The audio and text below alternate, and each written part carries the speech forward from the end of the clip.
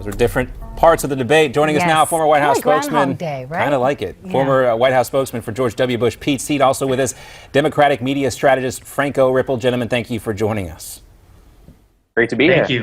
All right, so Marco Rubio is blaming the media, but we're just seeing some new poll numbers come out. Not exactly poll numbers, but some questions going on. This might not hurt Marco Rubio that much. But Pete, in where you're standing right now, how bad was this for Rubio? Well, you know, the Saturday night Insta punditry and the Twitter freakout mob said this was the end for Marco Rubio. All his national aspirations were toast. Then come Sunday morning, after we all took a nap, it was like, okay, Rubio didn't have the best night, but Chris Christie certainly didn't help himself in that whole exchange either. But now what we're seeing is Rubio has huge crowds that are coming out to see him. He's embracing this just like he embraced the water bottle incident of 2013 when he sipped that water in the middle of his State of the Union response. And I don't think it's going to have the effect that people think it will have. Yeah, he stayed on message, maybe to a fault, but he's handled it well. He said, this is what I believe, and I'm going to keep saying it. And it's not going to be this implosion that everyone is expecting it will be. Well, Franco, he seems that he wants to skip a step, maybe skip the whole primaries altogether and attack Barack Obama and Hillary Clinton oftentimes. But he has often been mentioned as the Republican candidate that Democrats may fear the most. But based on what you saw and the way Chris Christie handled the situation, do you feel like there was a lesson to be learned for the Democrats on how they might want to approach Marco Rubio should he go on to win the nomination? And I know that's a big if. Well, it is a big if, but I will disagree with Pete that I think Chris Christie definitely got the better of that exchange. He showed a flash of the toughness that he has lacked, or that has more often come across as just unnecessarily pugnacious at the wrong times during these debates. I think what happened to Rubio that night it sort of echoes what a lot of people in Florida and around the country have said for a long time, which is that he's just not ready. Just a few short years ago, he was Speaker of the Florida House of Representatives, and that's a far way away from being president of the United States. As far as what Democrats will take away from this, I think they'll still prepare for Marco Rubio the same way they would any other Republican nominee. Rubio on paper, the key distinction, I think, is an ideal Republican nominee. He's got a great backstory, truly rags to riches, and he should be proud of that. He's got cross-generational appeal. He is an ethnic minority, so that really, really helps in a party that has no credibility whatsoever with that community. So, again, on paper, ideal candidate, but I think he does remain untested, and Saturday night showed it. It was not a matter of sticking to ideals. As Pete said, he simply got stuck on message. So what grade would you give him since it was a test?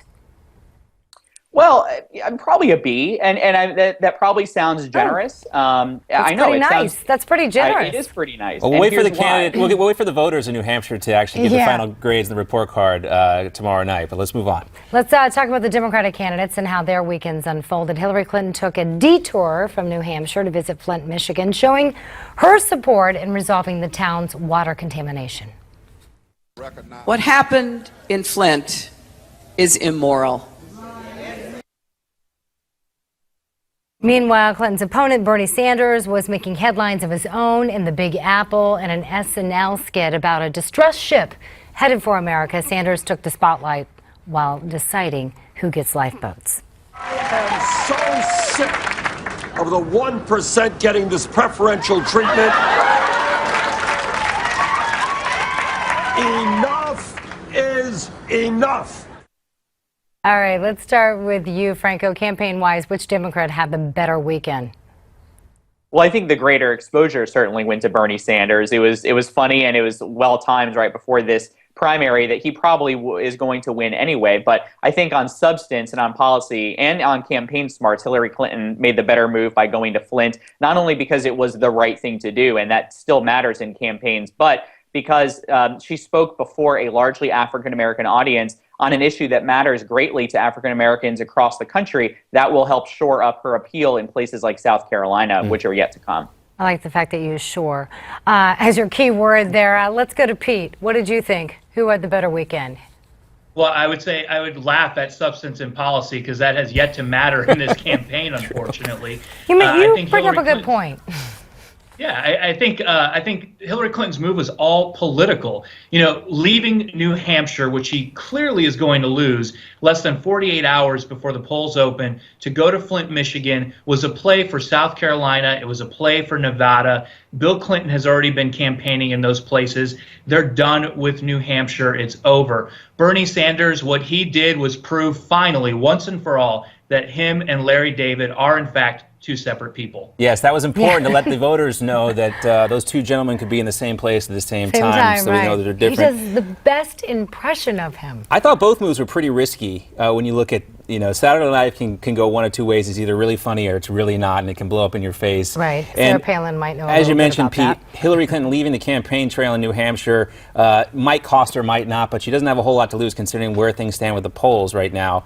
But also, of course, it was political. Everything these people are doing right now is political. Right. And we've been talking Real Clear Politics at a new average now for poll numbers, and it shows that Hillary's taken a little bit of a dip there to Sanders. Franco, I know you're a big Hillary supporter. Are you concerned at all?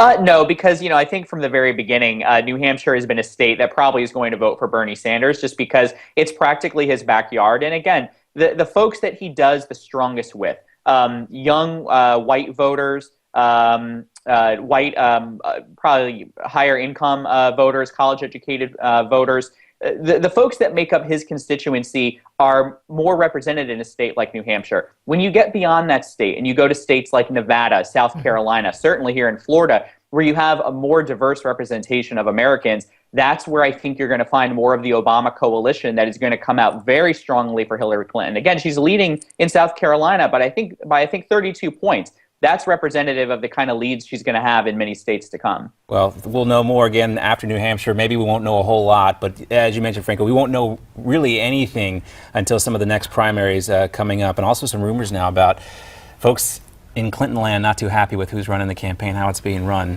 We'll save that topic for another day, though, gentlemen. We got to take off. We're coming back. We're going to get your predictions. That's right. About New Hampshire. We've been talking a lot about that. You guys seem really excited about it. We can't wait to talk about it. Some are a little apprehensive. We're going to take a look at those after effects of the GOP debate, who's making the rounds and who remains in hiding, and how might this play into tomorrow's New Hampshire primary.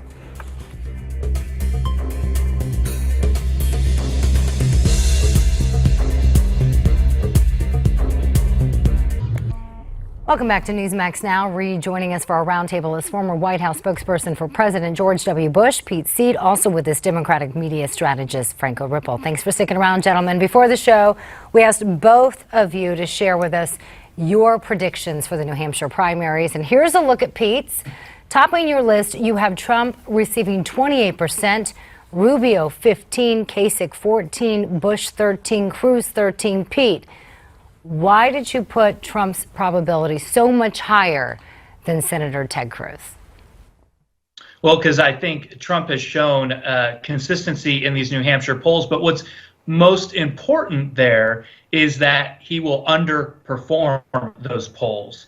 He's been right around the 30% mark. I think he's going to come in under that. He will underperform. He will yet again fail to hit even his astronomical expectations. You'll see Rubio in second. I don't think the effects of the debate are going to hurt him that much. And then you'll see those governors bunched up behind him. But I don't see Christie making it into that group. Yeah, I was going to ask you, you didn't include him. Why not Chris Christie? We heard that he did a wonderful job attacking Rubio Saturday. Well, fine, but I said I don't think it helped him. He may have stalled a little bit of Marco's momentum, but I don't think it helped him. Chris Christie has been camped out in New Hampshire for months now and hasn't been able to catch fire. I don't think that one moment in a debate on a Saturday night is going to make magic happen. Yeah, especially after that debate, he's almost raised the bar even higher now. I think he would have to beat the rest of the governors in the field to really claim any sort of victory. And as you mentioned, Pete, it's about beating those expectations. If you don't beat them, then you haven't won anything. Franco, let's take a look at your predictions on the Democratic side. You have Bernie Sanders getting 54%, Hillary Clinton getting 46%. All right, this is a little bit tighter than what some of the polls are indicating right now. What do you think is going to lead to that smaller margin of victory for Bernie Sanders? Well, first of all, it's probably more optimistic than the end result might be. But I chose that percentage on the basis that some of the polls are tightening. Yes, there have been many that have given Bernie Sanders an average of perhaps about a 15-point victory in, again, a state that is not only geographically his backyard, that he's represented in Congress for decades, not as the Washington outsider he portrays, but as someone who's very well known to people in that region. But also, again, a state that more demographically represents who he's talking to. With I think recently there was a poll, I think it was maybe a Suffolk University poll in the last couple of days, that showed a 7-point lead for Bernie Sanders. So I think that's showing that the race is tightening. It could end up being perhaps a 10-point Bernie Sanders lead, but I chose to be a little generous here and go with 8. Yeah, if you're Hillary Clinton's campaign, you want to bury that 7% poll. Yes. You want to make it look like Bernie Sanders is going to blow her out of the water again, so she can beat those expectations. Pete didn't mention, Christie didn't even have him on his list, but one Republican candidate that isn't polling high on anyone's predictions, Carly Fiorina. After being the only candidate dropped from the last Republican debate, some wonder if she's even next in line to completely drop out, or if people are considering her more as a VP candidate at this point. Pete, what are your thoughts? Is she out? Well, I've said this 1,000 times now. There are a lot more Carly Fiorina fans than there are Carly Fiorina voters. And although she did better in Iowa than some of the others who were on stage in New Hampshire, her behavior is really unbecoming of a candidate for president. She got the rules changed once before, got on the main stage, but wasn't able to stay there. And now, by virtue of the fact that she's the only person left standing from those so-called JV debates, she thinks she should be on the main stage. I don't think cuts it. I think she could be a potential VP pick. But the smart move here, the smart play, would be to just stand down and hope for that outcome. But Newt Gingrich has come to her defense, so has Mitt Romney. Franco, what do you think? Is it a bad idea to have the only woman running on the Republican side? Not on the sidelines, I guess? Yeah, right.